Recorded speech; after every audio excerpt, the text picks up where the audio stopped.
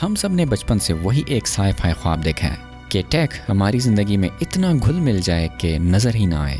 Transparent screens, कागज़ जैसी पतली बॉडी। हम चाहते हैं कि टेक इनविजिबल हो जाए। और इस आईफोन 17 को देखकर लगता है कि शायद एप्पल ने उस ख्वाब की पहली ईंट रख दी है। लेकिन रुकिए, इससे पहले कि हम एप्पल के गुण गाना शुरू कर दें, थोड़ा पीछे मुड़कर देखते हैं, क्योंकि एप्पल चाहता है कि आपको लगे कि ये उन्होंने पहली बार किया है। लेकिन सच ये है कि हम ये रास्ता पहले भी नाप चुके हैं। याद है 2011 का मोटोरोला ड्रॉइड रेजर? मुझे कैसे याद होगा, मैं तो तब बच्चा था। लेकिन वो फ़ोन सिर्फ 7 मिलीमीटर पतला था। फिर उन चाइनीज़ फ़ोन्स का दौर आया जिसने जियोनी, क्यू मोबाइल और BLU के ठप्पे लगवाकर हद ही कर दी। उन्होंने तो फ़ोन को 5.5 मिलीमीटर तक निचोड़ दिया था। और वीवो, वो तो पागल ही हो गए थे। 4.75 मिलीमीटर पतला फ़ोन। मतलब 10 साल पहले भी हमारे पास स्लिम फ़ोन्स थे। फिर क्या हुआ? हमने उन्हें ख़रीदना बंद कर दिया, क्योंकि हमें समझ आ गई कि पतला होना काफ़ी नहीं है। हमें कैमरास अच्छे चाहिए थे, बैटरी पूरा दिन निकालनी थी, और हम थक गए थे उन फ़ोन से जो जेब में रखते ही चॉकलेट की तरह टूट जाया करते थे। तो असली सवाल ये नहीं कि एप्पल ने इसे पतला कैसे बनाया।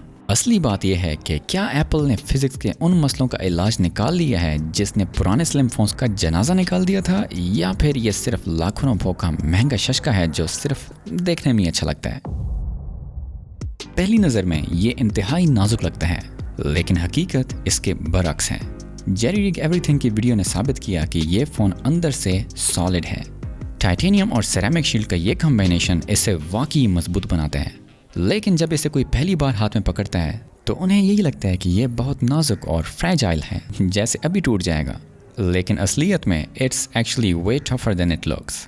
अगर इसे आईफोन 17 प्रो मैक्स के साथ रखो तो कंपैरिजन थोड़ा कॉमिकल हो जाता है। प्रो मैक्स को देखते साथ ही महसूस होता है कि इसके अंदर एक मोटी बैटरी लगाई गई है, जबकि ये एयर ये किसी शीशे की तरह लगता है। हत्ता कि स्टैंडर्ड आईफोन 16 भी इसके सामने पुरानी सदी का लगता है।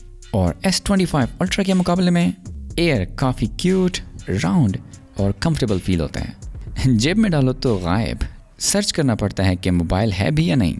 2 उंगलियों से लटका लो, ना आपकी शॉर्ट्स नीचे जाएंगी और ना आपकी छोटी उंगली पर कोई जुल्म होगा। लेकिन एक मसला है, ये इतना पतला है कि हाथ में वो ग्रिप नहीं बनती जो कर्व फोन्स में होती है। मेरे जैसे नॉर्मल हाथों वालों के लिए इसे संभालना थोड़ा मुश्किल हो जाता है। सुकून तो है, लेकिन थोड़ा शार्प और अजीब सा। अब यहाँ पर बाकी सारी बातें एक साइड पर, यहाँ पर ये जो डिज़ाइन डिटेल है इसका जिक्र करना बहुत ज़रूरी है, जो कि है ये कैमरा वाइजर या कैमरा प्लेटो। ये शीशे का है, एल्यूमिनियम का नहीं, तो स्क्रैचेस का तो मसला नहीं है। लेकिन लुक्स, दूर से देखने पर लोग कंफ्यूज हो जाते हैं। मैं पार्क में था जब बच्चों ने पूछा, अंकल ये गूगल पिक्सल है क्या? तो अगर आपने लाखों रुपए सिर्फ ये सेब दिखाने के लिए लगाए हैं तो तैयार रहें, लोग आपको एंड्रॉइड यूज़र समझ सकते हैं। अब यहाँ पर एक इंजीनियर होने की हैसियत से थोड़ी सी तारीफ तो मैं एप्पल की करूँगा। अगर हार्डवेयर की नज़र से देखें तो एप्पल ने वाकई मार्का मारा है। इतनी वेफर थिन बॉडी के अंदर A19 प्रो चिप और पूरा लॉजिक बोर्ड फिट कर देना, ये इंजीनियरिंग का एक कमाल है। देखें, मैं वाकई चाहता था कि मुझे इस फ़ोन से प्यार हो जाए, कि ये फ्यूचर हो। लेकिन कभी कभी जब आप अपने हीरोज़ से मिलते हैं तो आपको पता चलता है कि उनकी टाइमिंग, बैटरी बहुत ही कमज़ोर है। और यहीं पर फिज़िक्स इस फ़ोन का मजाक भी उड़ाती है। आप एनर्जी डेंसिटी को धोखा नहीं दे सकते। एप्पल ने जब इसे पतला किया तो बैटरी को भी निचोड़ दिया। And you know, size matters. यहाँ इसका साइज़ है 3149 mAh।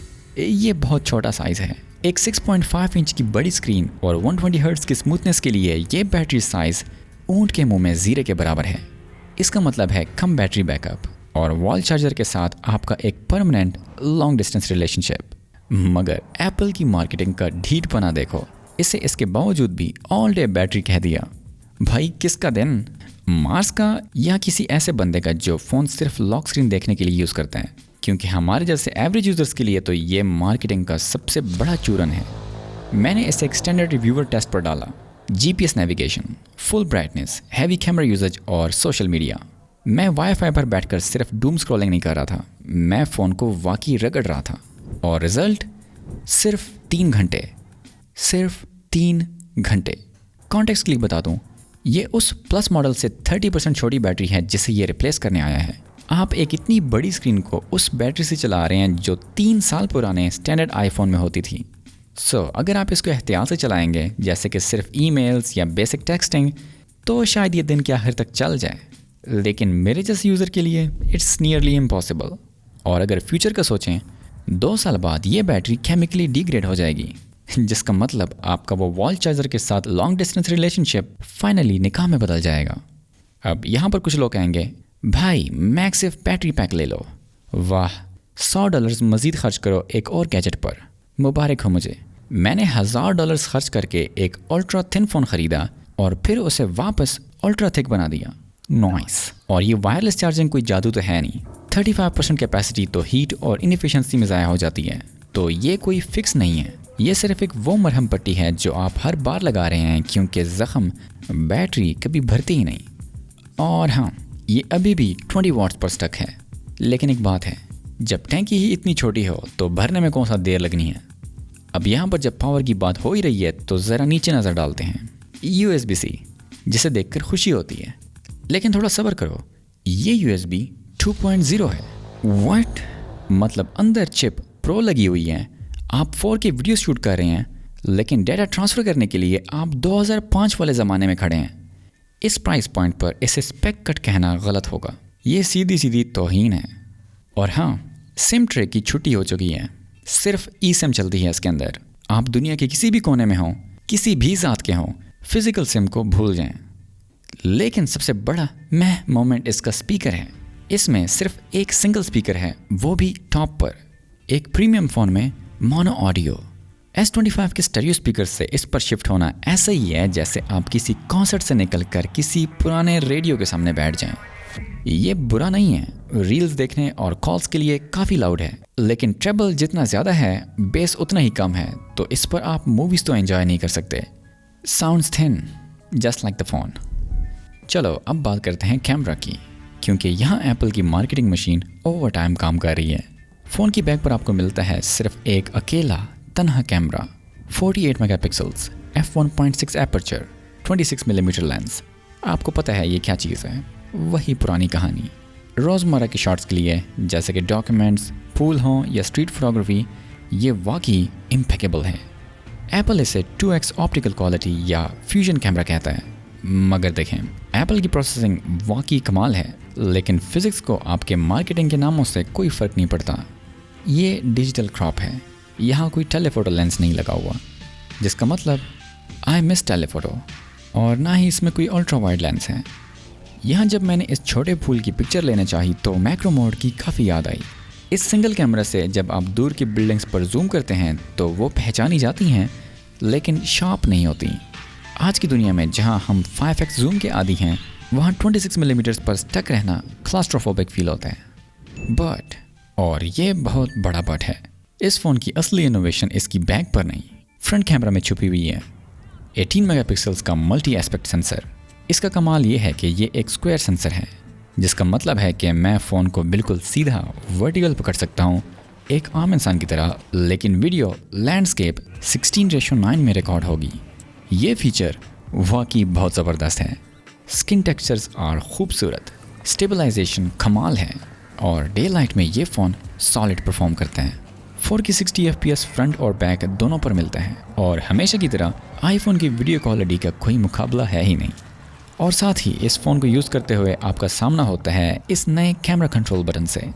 पिछले साल सब रो रहे थे कि ये शेकी है, लेकिन एयर पर यह काफ़ी रिफाइंड और सॉलिड फील हो रहा है। शायद इसकी एक वजह ये पतली बॉडी भी है, लेकिन असली मज़ा सॉफ्टवेयर में है। जब आप इसे प्रेस करते हैं तो iOS एक ऐसी एनिमेशन दिखाता है जिससे स्क्रीन का किनारा अंदर की तरफ बेंड होता नज़र आता है, बिल्कुल वैसे ही जैसे आप फिजिकल प्रेशर डाल रहे हों। ये है 6.5 इंचेस की OLED स्क्रीन। फाइनली ये एक proper 120 hertz pro motion panel है। वो 60 हर्ट्ज वाला मिडिल क्लास मजाक यहाँ पर ख़त्म हो चुके हैं। स्क्रीन एडेप्टिव होने के साथ साथ इंतहाई मक्खन है, और 3000 निट्स की पीक ब्राइटनेस। मैंने इसे डायरेक्ट सनलाइट के अंदर भी इस्तेमाल किया, और जैसे कि आप देख रहे हैं, यस इट शोज़। और साथ में इसके अंदर एक और फीचर है जिसे एप्पल कहता है डिस्प्ले पल्स स्मूथिंग। सो अगर आपको अंधेरे में फ़ोन यूज़ करने से सर दर्द होता है तो ये एप्पल का अब तक के सबसे कंफर्टेबल डिस्प्लेज में से एक है। ये स्क्रीन विविड है, ब्राइट है, लेकिन आपकी आंखों के लिए बिल्कुल नरम। इसलिए इस डिस्प्ले से मुझे सिर्फ एक ही शिकायत है, एंटी ग्लेयर का ना होना। और हाँ, आर्टिफिशियल इंटेलिजेंस, मेरा मतलब एप्पल इंटेलिजेंस, इस पर ना ही आए तो बेहतर है। फ़िलहाल ये सिर्फ जेनमोजी और इमेज प्लेग्राउंड जैसी बचकाना चीज़ों तक महदूद है, जो देखने में फ़न है लेकिन यूज़फुल बिल्कुल नहीं। जब तक जेमिनी की प्रॉपर इंटीग्रेशन इसमें नहीं आती, सिरी ने मुझसे बात बात पर पूछते रहना है कि चैट जीपीटी यूज़ कर लूँ, कोई मसला तो नहीं। अंडर द हुड हमारे पास है A19 Pro, 3 nanometre technology, 6 course और 12 GB रैम। ये सब देखने के बाद मेरे फर्स्ट इंप्रेशंस ये थे कि ये फ़ोन पिघल जाएगा, क्योंकि पतली बॉडी का मतलब होते हैं बैड थर्मल्स। लेकिन हैरत अंगेज़ तौर पर इट्स नॉट दैट बैड। मैंने इसके ऊपर गेमिंग की है, इसके ऊपर मैंने फ़ोटोज़ एडिट की हैं, और हाँ बिल्कुल फ़ोन गर्म हुआ है, खास तौर पर कैमरा बम्प के बिल्कुल नीचे जहाँ इसका लॉजिक बोर्ड मौजूद है। लेकिन मैं इस गर्माइश को ओवर हीटिंग नहीं कहूँगा, मगर आपको भी पता है कि अगर आप इसके ऊपर लोड डालेंगे तो इसका ओवर हीट होना तय है, specially in comparison to the pro models. लेकिन डेली स्नैपिंग और गेमिंग के लिए इट्स सरप्राइजिंगली कॉम्पिटेंट। तो फिर समरी क्या है इस पूरी कहानी की? देखें, पहले दिन तो इस iPhone 17 एयर ने मुझे अपना आशिक बना दिया था। ऐसा लगा कि फ्यूचर हाथ में पकड़ा हुआ है। लेकिन ये वाली फीलिंग्स 48 घंटे के बाद ही ख़त्म हो गई। इस फ़ोन ने मेरी ज़िंदगी या एक्सपीरियंस वैसा तब्दील नहीं किया जैसे 120 हर्ट्ज़ स्क्रीन ने किया है। इसने मेरे लिए कोई नए क्रिएटिव दरवाजे नहीं खोले जो मल्टीपल लेंसेज ने खोले थे। उल्टा इसने मुझे महदूद कर दिया। सो ये फ़ोन एक ख़ास किस्म के इंसान के लिए बना है। ये सेलिब्रिटीज़ के लिए है, फैशन गीक्स के लिए है, उन मिनिमलिस्ट्स के लिए है जिनके कार और ऑफिस दोनों में चार्जेस पड़े होते हैं और जो यूटिलिटी से ज़्यादा एस्थेटिक्स को अहमियत देते हैं। अगर आप एक पावर यूज़र हैं, अगर आप एक इंजीनियर हैं, या आप उन लोगों में से हैं जिन्हें फ़ोन एक टूल की तरह चाहिए ना कि किसी गहने जूल की तरह, तो ये आपके लिए डेफिनेटली नहीं है। iPhone 17 is a Marvel of engineering but it's not a Marvel of utility. लेकिन शायद, सिर्फ शायद, हम इसे गलत नज़र से देख रहे हैं। शायद ये कोई स्टैंड अलोन फ़ोन बनने के लिए आया ही नहीं था। हो सकता है ये सिर्फ एक ब्लूप्रिंट हो एप्पल के पहले फोल्डेबल का। मेरा नाम है मुबशिर और आप देख रहे हैं मूवीट्रॉन। अगर आप मुझे अपनी होम पेज पर दोबारा देखना चाहते हैं तो सब्सक्राइब लाजमी कर लें। I'll see you in the next one.